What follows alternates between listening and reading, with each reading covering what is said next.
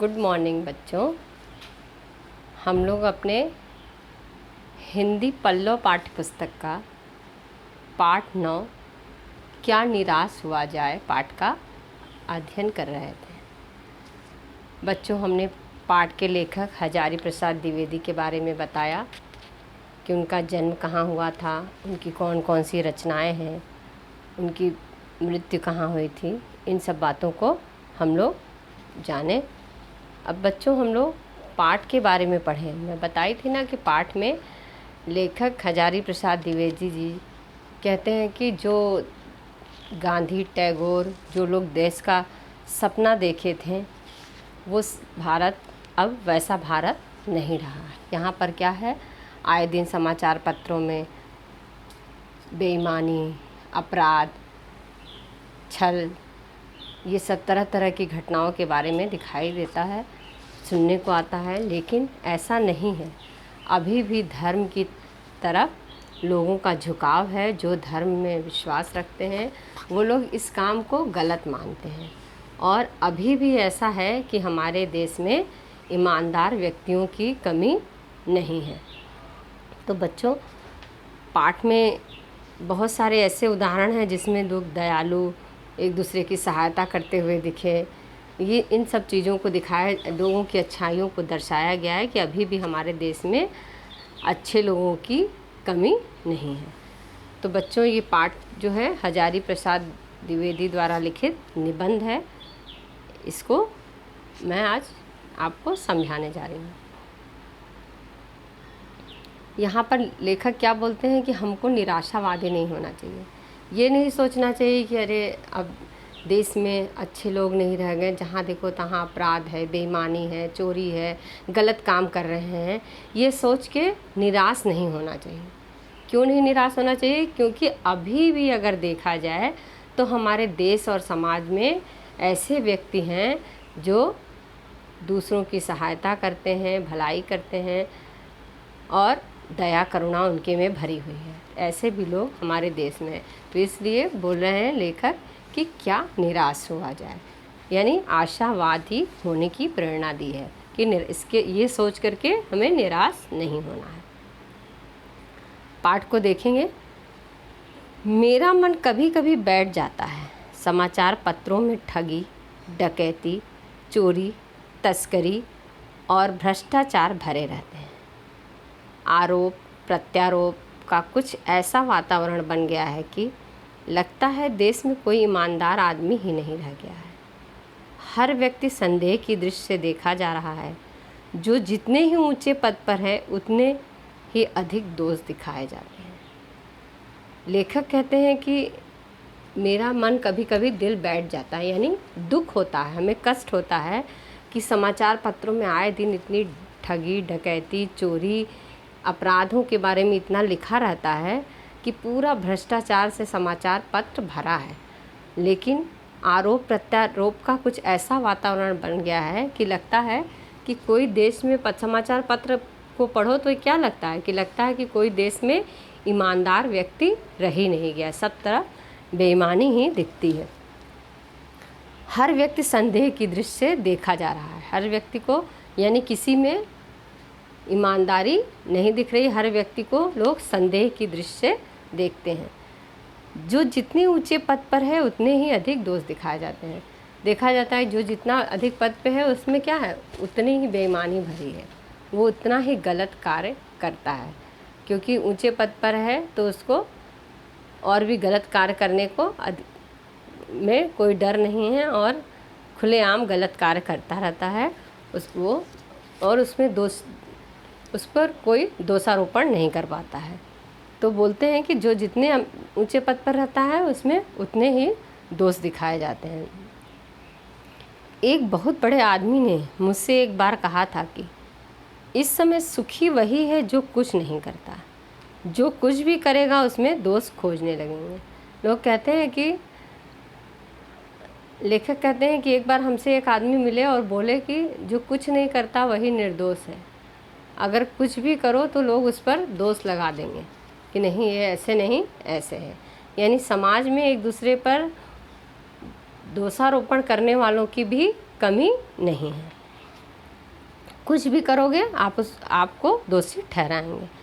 उसके सारे गुण भुला दिए जाएंगे और दोषों को बढ़ा चढ़ा कर दिखाया जाने लगेगा। दोष किसमें नहीं होते, यही कारण है कि हर आदमी दोषी अधिक दिख रहा है, गुणी कम या बिल्कुल ही नहीं। स्थिति अगर ऐसी है तो निश्चय ही चिंता का विषय है। आजकल समाज में क्या है, लोग एक दूसरे के अच्छाइयाँ हैं उनको नहीं दिखाते हैं, गुणों को नहीं दिखाते हैं, बल्कि दोषों को उजागर करते हैं। गुण को दबा दिए जाते हैं और दोष को ऊपर उठा दिए जाते हैं। तो चारों तरफ जहाँ देखो तहाँ हर व्यक्ति के दोष ही दिखाए जाते हैं कि इससे सभी व्यक्ति क्या होता है, अधिक दोषी। जब गुण छुपाया जाएगा तो क्या होगा, दोष दिखेगा तो अधिक दोषी दिखेगा।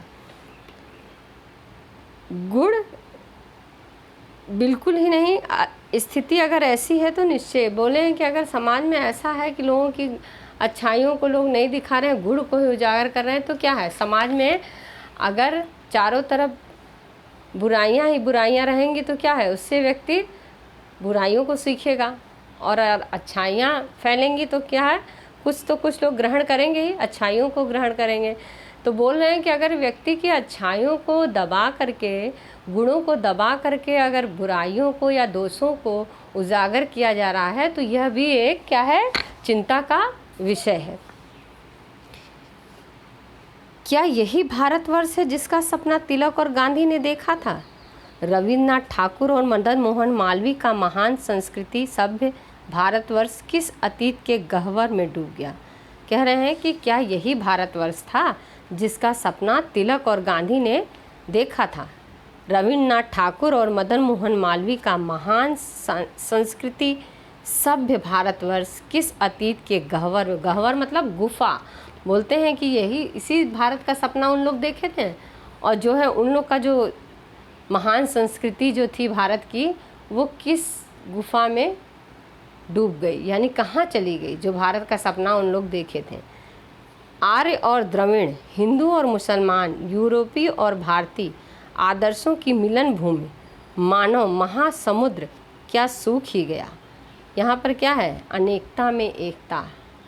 हमारे देश में सब लोग यहाँ पे आर्य और द्रविड़, हिंदू और मुसलमान, यूरोपीय, भारतीय आदर्शों की मिलन, सारे लोग आपस में मिलजुल कर का जो रहने का था, वो मानव महासमुद्र, मानव की मिलन भूमि है। हमारा क्या, भारत देश वो मानव का महासमुद्र है।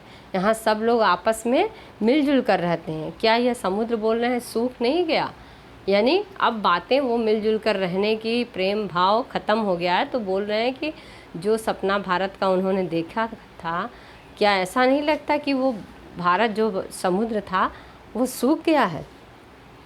मेरा मन करता है कि ऐसा हो नहीं सकता। हमारे महान मनीषियों ने सपनों का भारत है और रहेगा। कह रहे हैं कि ऐसा जो कहा गया है वो कि ये समुद्र सूख गया है, ये ऐसा हो नहीं सकता, क्योंकि हमारे जो महान मनीषी लोग हैं उन लोगों का जो भारत देश है, वो हमारा भारत देश जो है वो ऐसा नहीं है कि उसका समुद्र सूख गया। जो विद्वान लोग हैं हमारे देश में, ऐसा है क्या, विद्वानों की कोई कमी नहीं है, एक से एक विद्वान है। तो बोलते हैं कि हमारे महान विद्वानों के सपनों का जो भारत है, पंडित मदन मोहन मालवीय, टैगोर, इन लोग जो लोग देखे थे, ये ऐसा नहीं है कि वो भारत नहीं है, रहा है अभी और रहेगा। यही सही है कि इन दिनों कुछ ऐसा माहौल बना है कि ईमानदारी से मेहनत करके जीविका चलाने वाले निरीह और भोले भाले श्रमजीवी पिस रहे हैं। यहाँ क्या है, समाज में देखा जाता है जो ईमानदारी से काम करता है उन्हीं को लोग जो है क्या करते हैं, परेशान करते हैं। जो निरीह, जो असहाय लोग हैं, जो ईमानदारी से काम करते हैं, उन लोगों को भोले भाले जो श्रमजीवी पिस रहे हैं और झूठ तथा फरेब का रोजगार करने वाले फल फूल रहे हैं। क्या होता है, अमीर लोग जो होते हैं गरीबों से अपना वर्क काम करवाते हैं। कहीं पर मान लीजिए कोई फैक्ट्री ही चल रही है, किसी कारखाने में गलत काम हो रहा है, गलत मसाला बन रहा है, गलत सामान बन रहा है, तो मज़दूर लोगों से काम करवाते हैं उनको, उचित मूल्य ना दे करके कुछ कम ही पैसे में मज़दूरों को पैसे दे के उनका शोषण करते हैं और काम लेते हैं, और ईमानदारी से वो मेहनत करके अपने जीविका चलाते हैं। और उन असहाय जो भोले भाले जो श्रमजीवी हैं, श्रम करने वाले लोग, उनको झूठा तथा फरेब का रोज़गार करने वाले फल फूल हैं। वो लोग गरीब हैं लेकिन जैसे हैं वैसे ही अपना जीवन यापन कर रहे हैं, और जो लोग अमीर हैं वो लोग और अमीर होते जा रहे हैं, क्योंकि वो झूठ और फरेब के रास्ते पर चलकर रोज़गार करने वाले फल फूल रहे हैं। गलत काम करने वाले, कोई डुप्लीकेट सामान बना रहा है वो फल फूल रहा है, कभी एक दिन पकड़ा जाएगा वो सही है, लेकिन अभी तो वो फल फूल रहा है ना। तो गलत कार्य करने वाले आज जो है हमारे समाज में आगे बढ़ रहे हैं। ईमानदारी से जो चल रहा है वो गरीब है, क्योंकि वो ईमानदारी की रोटी खा रहा है जितना ज़रूरत है उतना, और अमीर लोग जो है अंधाधुन पैसे कमा रहे हैं और आराम से जी रहे हैं, गलत मार्ग का उपयोग कर रहे हैं, गलत मार्ग का प्रयोग करते हुए धन का अर्जन कर रहे हैं। ईमानदारी को मूर्खता का पर्याय समझा जाने लगा है। ईमानदारी को मूर्खता का पर्याय मतलब जो ईमानदार है वो मूर्ख है। लोग आजकल क्या कहते हैं कि अरे वो पैसा ऐसा नहीं कमाता है, वो तो बेवकूफ़ है। किसी भी डिपार्टमेंट में आप सुनोगे ना कि किसी भी डिपार्टमेंट में काम कर रहे हैं विभाग में, वहाँ पे बहुत डोनेशन वगैरह देने का सिस्टम है, लेने का सिस्टम है। अगर एक ईमानदार वहाँ चला गया और वो कह दिया कि हमें नहीं चाहिए या मैं नहीं लूँगा, तो अपने आदर्शों पर वो चल रहा है कि नहीं ये गलत काम मुझे नहीं करना, तो उसको लोग क्या बोलेंगे कि ये मूर्ख है। तो ईमानदारी को मूर्खता का पर्याय समझा जाने लगा है। ईमानदार जो है इसका मतलब वो मूर्ख है। सच्चाई केवल भीरू और बेबस लोगों के हिस्से में पड़ी है। सच्चाई केवल भीरू मतलब डरपोक, सच केवल वही डरपोक लोग हैं जो लोग डरते हैं समाज से, और बेबस हैं मतलब असहाय है, वही उन्हीं लोगों के हिस्से में पड़ी है। यानी जो दबंग हैं वो लोग तो क्या है, वो जो दबंग हैं वो झूठ भी बोल सकते हैं, किसी को मार भी सकते हैं, कुछ भी कर सकते हैं, लेकिन डरपोक लोग क्या हैं, वो लोग सच्चाई उनके मन में है कि ये गलत कार्य हमको नहीं करना है, और भीरू और बेबस लोगों के हिस्से में पड़ी है। ये जो सच्चाई है वो बस डरपोक लोग ही सत्य के मार्ग पे चलते हैं। जो लोग दबंग हैं वो लोग तो कितना भी झूठ बोलते रहेंगे कि हमको हमारा कोई कुछ नहीं बिगाड़ेगा, कुछ नहीं होगा। ऐसी स्थिति में जीवन के महान मूल्यों के बारे में लोगों की आस्था ही हिलने लगी है। जब देखा जा रहा है कि ईमानदारी को मूर्खता का पर्याय समझा जाने लगा है, सच्चाई केवल डरपोक और बेबस लोगों के हिस्से में पड़ी है, तो ऐसी स्थिति में जीवन के महान मूल्यों के बारे में लोगों की आस्था ही हिलने लगी है कि जो है महान मूल्य जो है उसके बारे में लोगों की आस्था हिलने लगी है। परंतु ऊपर ऊपर जो कुछ दिखाई दे रहा है वह बहुत ही हाल की मनुष्य निर्मित नीतियों की त्रुटियों की देन है। कह रहे हैं कि लेखक जो ऊपर से दिखाई दे रहा है वह बहुत ही हाल की मनुष्य निर्मित नीतियों की त्रुटियों की देन है। जो ऊपर दिखाई दे रहा है वो सब मनुष्य की त्रुटियों कमियों की देन है। सदा मनुष्य बुद्धि नई परिस्थितियों का सामना करने के लिए नए सामाजिक विधि निषेधों को बनाती है। हमेशा क्या होता है, मनुष्य क्या होता है, कोई नियम आज बनाए गए हैं और कल वो नियम जो है वो उसको गलत हम लोग साबित कर देते हैं कि ये नियम जो है गलत है, कि अभी ये नियम करना है और आज कल को वो होगा कि वो नियम नहीं करना है, वो नियम सही नहीं है। तो वही बोल रहे हैं कि सदा मनुष्य बुद्धि यानी मनुष्य की बुद्धि नई परिस्थितियों का सामना करने के लिए नए सामाजिक नियम को बनाती है। विधि निषेध को मतलब नियम और कानून को बनाती है और उसको ख़त्म करती है। कि अभी मान लो आज जो नियम कानून चल रहा है वो 6 महीने बाद 1 साल बाद वो बदल जाएगा। उनके ठीक साबित ना होने पर उन्हें बदलती है। जैसे जो नियम बनते हैं, बनाए हुए नियम भी मनुष्य द्वारा ही बनाए जाते हैं और बदले भी मनुष्य के द्वारा ही जाते हैं। आज जो नियम सही लग रहे हैं वो कल नियम गलत भी हो सकते हैं।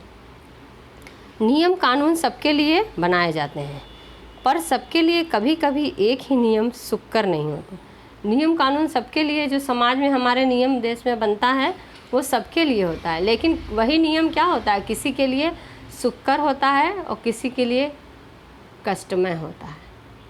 एक ही नियम, ज़रूरी नहीं है कि कोई भी रूल हो वो सबके लिए लाभदायक ही हो। एक उदाहरण मान लो देते हैं कि अभी जैसे कि इस समय लॉकडाउन चल रहा है, स्कूल जाना है, बस नहीं आ रही है, हम लोगों को या बच्चों को बुलाया जा रहा है तो ऑटो से जाना है। जो घर के स्कूल के आसपास पीछे गांव में रहता है उन बच्चों के लिए क्या है, आराम है, वो लोग आराम से चले जाएंगे, कोई दिक्कत नहीं है, पैदल भी चले जाएंगे और स्कूल में जाके पढ़ाई करके अच्छे से आ जाएंगे। उनके लिए जो ये नियम बनाया गया है स्कूल का रूल वो सही है। लेकिन वही जो गोरखपुर से दूर से बच्चे जाते हैं जिनको ऑटो से जानी पड़ेगी, तो उनके लिए ये कष्टकर होगा कि ऑटो में बैठ के जाएंगे, अभी बीमारी फैली हुई है तो उनके लिए जाना मुश्किल है। तो इस तरह नियम जो बनाए जाते हैं तो ऐसा नहीं है कि हर व्यक्ति के लिए नियम सही ही हो, सुक्कर हो। नियम तो सबको ध्यान में रखकर बनाया नहीं जाता है। अगर सभी व्यक्ति को ध्यान में रखकर नियम बनाया जाएगा तो कोई भी नियम बनेगा नहीं। सब समाज में हर तरह के लोग हैं, हर जगह रहने वाले लोग हैं, हर सोच समझ के लोग हैं, तो इसलिए नियम ऐसा नियम नहीं बन पाएगा जिससे सभी को सुख सुविधा मिले या सभी के लिए सुखकर हो।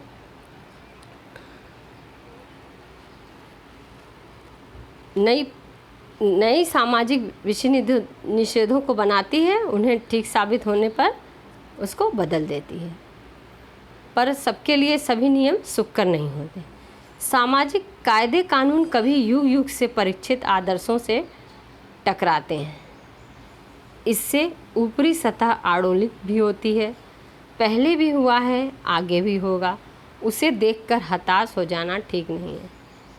सामाजिक कायदे कानून कभी युग युग से परीक्षित, यानी युग युग से जो चले आ रहे हैं हमारे नियम कानून, समाज में देश में हमारे जो नियम कानून युग युग से चले आ रहे हैं कि ये कानून ये नियम अच्छा है, इसी को सबको इसका पालन करना है, ऐसा जो नियम है वो हमारे आदर्शों से टकराते हैं। मतलब हमें लगता है कि नहीं, ऐसा नहीं करना चाहिए, अरे ये तो उस समय का समय था तब ऐसा होता रहा, आज का समय ऐसा नहीं है, तो आदर्शों से टकराते हैं। इससे ऊपरी सतह आड़ोलित होती है। जब आदर्शों से टकराएंगे तो क्या है, सब उथल पुथल होगा, वो कहेगा ऐसा नहीं ऐसा होना है, ऐसा नहीं ऐसा, तो सारी तरफ उथल पुथल होगी। पहले भी हुआ है और आगे भी होगा, उसे देखकर हताश हो जाना ठीक नहीं है। ऐसा नहीं है कि नियम कानून को तोड़ करके लोग अपने आदर्शों पर चलें, अपना नियम दूसरा बना कर चलें, तो उससे थोड़ा डिस्टर्ब तो होता ही है, लेकिन इससे परेशान नहीं होना चाहिए, हताश नहीं, दुखी नहीं होना चाहिए, क्योंकि ऐसा भी हो सकता है कि फिर वो रास्ते पर आ जाए। भारतवर्ष ने कभी भी भौतिक सुखों के संग्रह को बहुत अधिक महत्व नहीं दिया है। भारत जो है हमारा देश कभी भौतिक सुखों पर ध्यान नहीं दिया है कि ये भी हो जाए, वो भी हो जाए, वो भी हो जाए, उसको भौतिक सुख पर कभी भी अधिक महत्व नहीं दिया है। उसकी दृष्टि से मनुष्य के भीतर जो महान आंतरिक तत्व स्थिर भाव से बैठा हुआ है वही चरम और परम है। उसकी दृष्टि में मनुष्य के भीतर जो महान आंतरिक तत्व स्थिर भाव से बैठा है अंतर्मन में, जो है वही चरम और परम है। लोभ, मोह, काम, क्रोध आदि विकार मनुष्य में स्वाभाविक रूप से विद्यमान रहते हैं, पर उन्हें प्रधान शक्ति मान लेना और अपने मन तथा बुद्धि को उन्हीं के इशारे पर छोड़ देना बहुत ही निकृष्ट आचरण है। बोल रहे हैं कि भारतवर्ष कभी भौतिक सुख सुविधा की तरफ ध्यान नहीं दिया है, और बोल रहे हैं कि उनकी दृष्टि में लेखक कहते हैं कि मनुष्य के भीतर जो महान आंतरिक तत्व स्थिर है, स्थिर भाव से बैठा है, वही परम और चरम है। महान आंतरिक तत्व, क्योंकि मनुष्य के अंदर में तो क्या है, सभी व्यक्ति के अंदर में क्या है, लालच भी है, लोभ भी है, काम, क्रोध, ये सारी चीज़ें, सारे विकार जो है मनुष्य के अंदर व्याप्त है। लेकिन उसको स्वाभाविक रूप से सभी व्यक्ति में लोभ भी होता है, मोह भी होता है, करुणा भी होती है, दया यानी अच्छाइयाँ और बुराइयाँ हर व्यक्ति के अंदर में रहती हैं। अब हमारे ऊपर है कि हम किसको अच्छा समझें और किसके अनुसार चलें। तो बोलते हैं कि स्वाभाविक रूप से सब में विद्यमान है, पर उन्हें प्रधान शक्ति मान लेना और अपने मन तथा बुद्धि को उन्हीं के इशारे पर, उसी को प्रधान शक्ति ना मान लो कि बेईमानी है हमारे अंदर सब में व्याप्त है तो बेईमानी के मार्ग पर चले, लोभ करें, तो ये इसको प्रधान मत, इसको ऊंचा स्थान मत दो कि लालच के मार्ग पर चलो। तो ये बोले हैं कि उसको प्रधान शक्ति मान लेना ठीक नहीं है और अपने मन तथा बुद्धि को उन्हीं के इशारे पर छोड़ देना बहुत निकृष्ट है। और मन बुद्धि को अपना विवेक से काम ना ले करके उसी के इशारे पर छोड़ देना, ये सबसे निकृष्ट मतलब छोटा काम है। ठीक है, निकृष्ट मतलब गिरा हुआ। भारतवर्ष ने कभी भी उन्हें उचित नहीं माना, उन्हें सदा संयम के बंधन में बांध कर रखने का प्रयत्न किया है। भारतवर्ष ने कभी उन्हें उचित नहीं माना कि काम, क्रोध, मोह, लोभ ये सब जो है इसको उन्हें सदा संयम में बंधन में बंध कर रखने का प्रयत्न किया।